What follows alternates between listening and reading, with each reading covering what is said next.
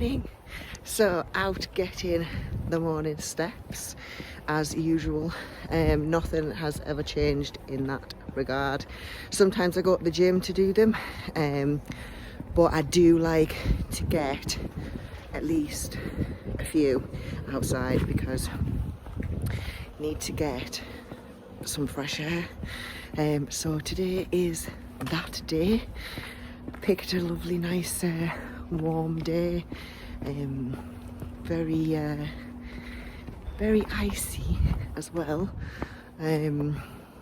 which was fun. So if I go on my ass during this video, then you know, more views probably. So yeah, in terms of where I'm at currently,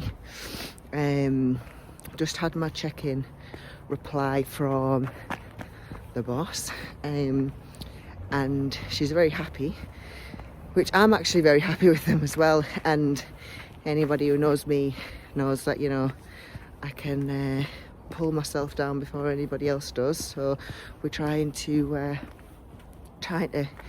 stop doing that. So yeah, I am actually really happy with where things are going, routine wise, look wise, energy wise, everything like that is right on course. So yeah, very, very happy with that. So yeah, I am just going to finish off the rest of my steps.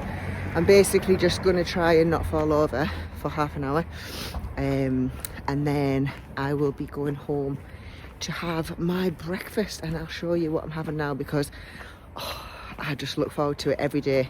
If you don't eat breakfast, you're doing it wrong. Breakfast is the best meal of the day. So this is the contents of my breakfast at the moment. We use 50 grams of this, 100 ml of egg white,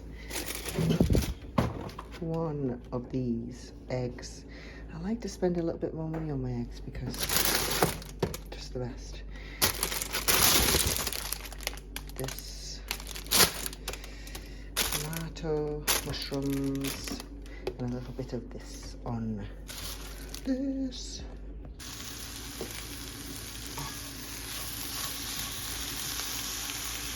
So top tip for when you're actually working on getting the right amount of liquid out of a tub or even something like this, put it on your scales first and then make sure it's 0.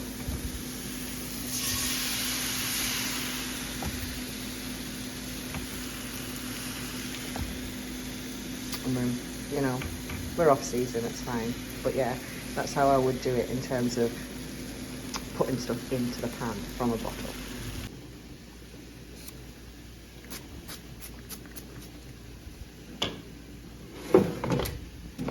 This coffee is actually really, really nice for a decaf. So I use the coffee filters just so that I'm not having too much caffeine. I'll have 1 coffee in the morning and then decaf for anything in between, and then a little bit pre-workout usually. But this is actually really nice. I got it from Sainsbury's. Yeah, so same principle with this. So I just have 10 grams of this. Obviously I can't do it with holding the camera and spreading. So basically take it out till it gets to 10 and, you know, put it on.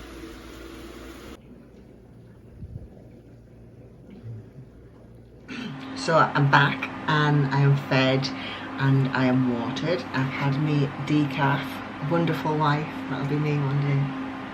And I'm just gonna go through my check-in from Meg. So she's actually really happy with the progress.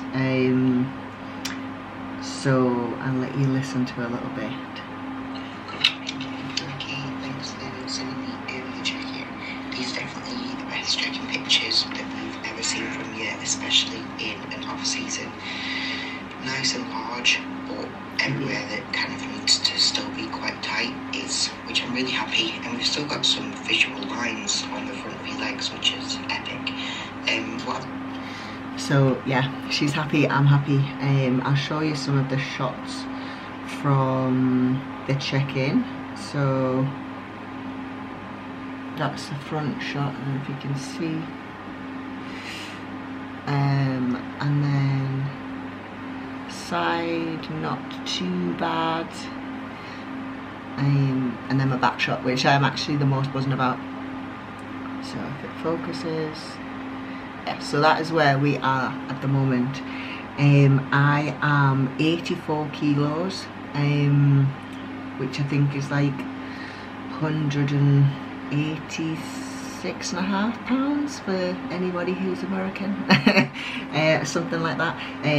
So yeah, really happy. Like for me at this kind of body weight, things look good, but most importantly, I actually feel alright as well. And I think obviously the last year, like having to push things up and get like really sort of not comfortable, has had a really good sort of impact on me now. So obviously I went away over New Year and had like a full complete off, like no on plan.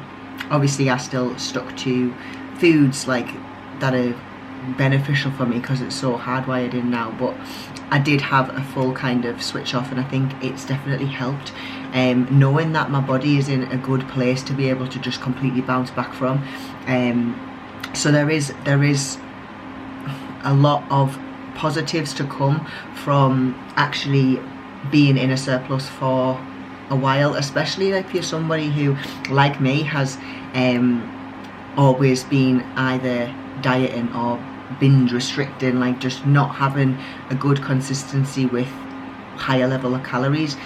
I think for spending a good 6 months doing that, you're going to see so much more benefit in the long term from doing it. Even like when you're in it, it's not the greatest. Just thinking about sort of the long-term benefits that you're going to get from it, especially for somebody who actually wants to compete as well.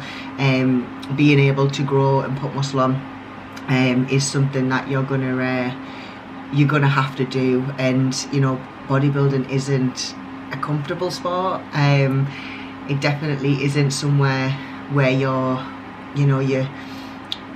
really comfortable in any of the phases, shall we say, because you're either hungry, no energy, whilst you're getting lean, or you're the opposite where you're tired because you're heavy and you're having to shovel food in and you don't really feel that comfortable in your own skin. But it's a choice at the end of the day. So if you want to be in it for the long term and you want to see the most progress from sort of season to season, then it's something that you have to do. I mean, I'm definitely not an expert or a seasoned professional in this sport, but obviously I've been in off season, well, for pretty much a year and a half now. So I've done the time properly over this last sort of, well, since I was last on stage. So I feel like the progress that I've made has shown that as well, which I can start to see now, because obviously when you're actually doing it at the moment, like when you're in it, you can't see the changes that you do, and you have to just trust that if you're putting in the work and you're doing what is needed, that things will pan out the way that you want it to be. And I think having that mindset as well definitely really helps with keeping focus, especially for people who are having longer off seasons and stuff as well. Like I think when you have that time scale of a prep approaching, or a smaller season to season sort of off season, it is probably easier to stay more on it. But I think when you have a longer one, and a lot of the time, if you're wanting to maybe move up classes, or you're trying to go from being a first timer like me to actually being competitive within amateur, then it is something that you have to do. So yeah, I am now just going to have a look at what shows I'm going to be doing. So I'm just on the IFBB website, just picking up some dates. So obviously I've got a range of dates that I have in mind for competing, so I'm just gonna plug them in. Nothing is set in stone yet, obviously, because you know, we don't know how things are going to pan out. You know, lots of things can change from now till then, so I'm just going to put in a kind of rough idea of what I would like to do, and then obviously we can see how things go from there. But yeah, very, very happy with my own progress, very, very happy with how you know, all my clients are doing. So yeah, things are just really, really good. One thing I will say, obviously, with from a coach perspective, obviously, you know, I'm on both sides of it, coach and client, so I can get a lot of data from each end as to what actually does work well.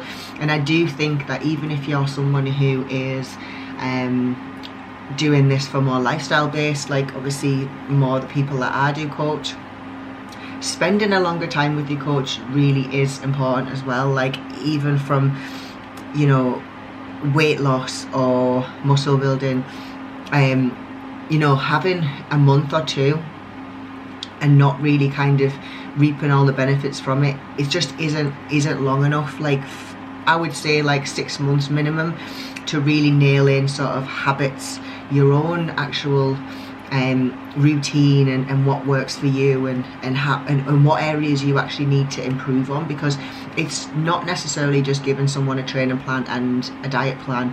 You know, there's so much more to it than just that, and I think you need to spend a little bit longer either getting to know your coach, getting to know what areas you actually need to improve on, you know, whether things come up in that time that might not have necessarily had to deal with before. Having that support there to kind of work through and collect data with your coach is something that I think maybe like a 6 months to a year time frame is probably going to benefit you more. So I think before people kind of hop in and out of these like little, you know, 6-12 week you know, fat loss plans where they just get a plan and no support, I think it doesn't really teach you anything about yourself and about kind of how you can progress long term, because you don't want to have a coach forever, especially not as a lifestyle client.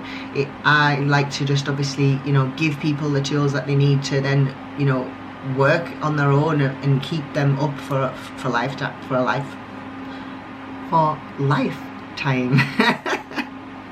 I've got an Invisalign in, by the way, and it catches my my ability to talk. I'm going to blame it on that anyway. So yeah, I'm just going to go through this now, and then I've got video replies to go through. So I actually really love going through video replies. I know that I did touch on that in the last one, but I think seeing progress, like the progress in people's training and like understanding how their actual body moves and works and stuff, is, I just get really excited about that. So at least I know I'm in the right job. So yeah, I'm gonna do that now, and then I've got a new client to set up, and yeah, and we will be training push later. So I'm going to go through my push session with you. Well, some little pointers that I think will be good to take away from my own experience with trying to get big delts. So yeah, I'll probably see you later when I am doing my pre-workout. I'll show you what I'm having pre-workout. It's exactly the same, but I'll show you anyway. And then yeah, we'll probably catch up again in the gym. So this is my current pre-workout. It is 80 grams of oats, whey, 10 grams of peanut butter, the squirty peanut butter, and 50 grams of banana. I've just had a food increase today, just a little tiny one.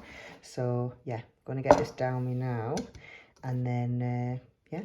So I've just got to the gym now for my push session. I've just done my usual 10-minute walk on the treadmill and some mobility. I'm going to do my abs first before I train, and then I'm just going to get straight into my session. I'm not actually going to film my session, but what I'm going to do is I'm going to film 2 or 3 different exercises, and then do like a voiceover on here, or I'll try, kind of explaining some of the cueing and bracing techniques that will help with when you set it up for yourself.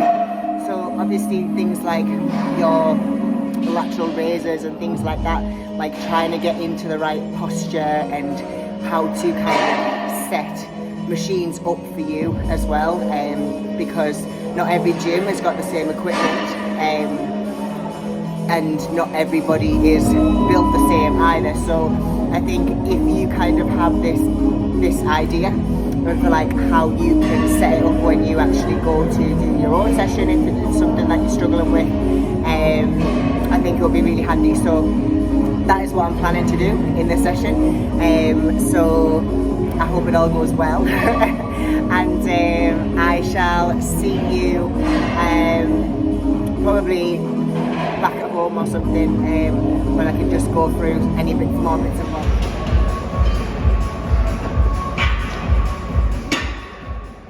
So for this is a seated lateral raise, and you can also have these as like a standing variation as well. So what I would do is I'd make sure you adjust the chest pad so you can keep your torso position up nice and tall, and holding the handle so that as you reach your hand out, you actually keep the top of your hand up facing the sky. So you want to hold the pad with the opposite side to really keep that posture in place so that you're not swinging or leaning into it. And as you're actually reaching your hand up, you want to think about stretching the hand out and up. So with these handles, they do have a little bit of flexion to allow you to actually reach your hand out and up. Always make sure that you're taking the hand just above parallel with the shoulder when you're doing any kind of lateral raise machine, either on a cable or something like this, so that you can get the full range of the delt. Keeping that tension on the up and the down, so reaching that hand out as you come down as well is going to allow you to really get as much tension through the delt without using any upper back or trap within this movement.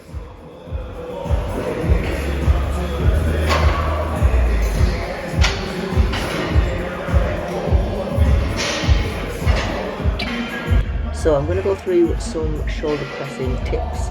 So for a shoulder press, this could be a machine like this, or it could be a dumbbell variation or a Smith machine press.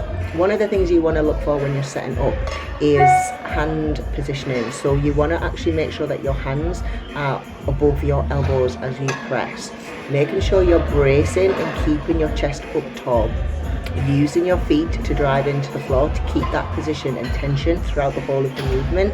You want to make sure that as you come down, the elbows are coming slightly in front of the body and running down the side of the rib cage, rather than as you come back having them come behind you. This is so that you can actually keep the alignment on the shoulders and allow for you to press straight up rather than kind of going against yourself.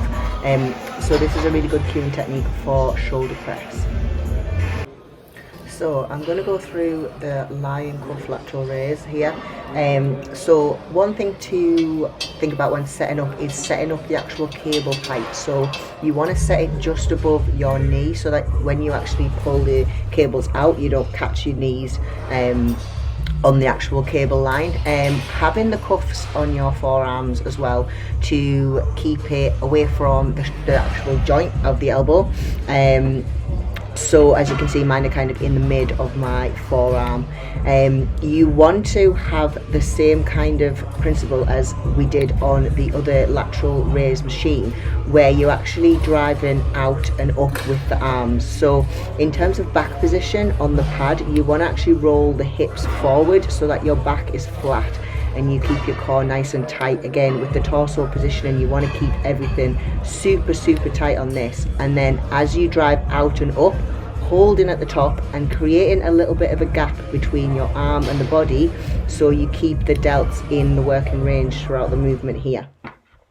Yeah, I'm going to have my post-workout now. I always have it when I get back from the gym because it gives me that sort of half an hour to, you know, finish my session, come home, you know, de-stress a little bit, come back down to earth after training.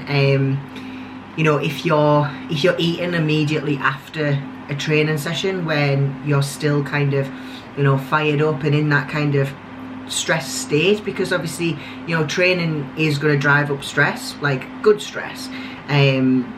If you're actually going to eat straight away after a session, you're probably not going to digest it as well as you could if you do wait for, you know, yourself to come back down a little bit. That's why I always recommend sort of half an hour to an hour after training.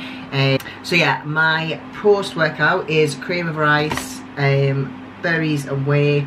The reason why it's cream of rice is it's something that is really easy to digest for me. If you don't like cream of rice, you don't have to have cream of rice. You know, there's so many good post-workout meals that you can have, like bagels, oats, rice, pasta, rice cakes, like whatever you actually feel is good for you digestion wise.